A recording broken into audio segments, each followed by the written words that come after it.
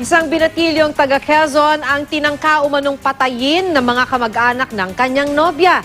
Nagalit daw ang mga ito nang aminin ng binatilyo ang tungkol sa kanilang relasyon. Makibalita tayo kay Emil Sumangil. 2 araw na wala at nang matagpuan, sugatan at puno ng pasa ang buong katawan. Sa tindi ng tinamong bugbog, lumabas pa ang dugo sa kanyang tenga.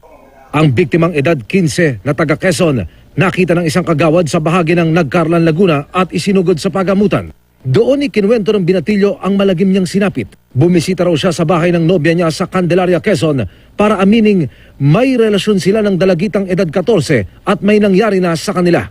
Sa galit daw ng ilang kaanak ng dalagita, binugbog siya at nang inakalang patay na siya, saka siya itinapon sa Laguna.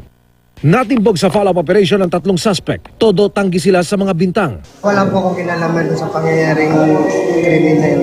Ang ama ng dalagita na itinuro ng binatilyo na utak sa krimen, pinaghahanap pa. Nasa Saudi Arabia ang ama't ina ng biktima bilang mga OFW.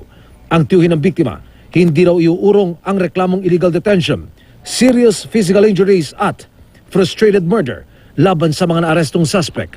Paano ang kaso yung mga taong gumawa sa batang ito? Para naman mabigyan ng katarungan ng pangyayaring ito sa bata. Emil Sumangil, GMA News.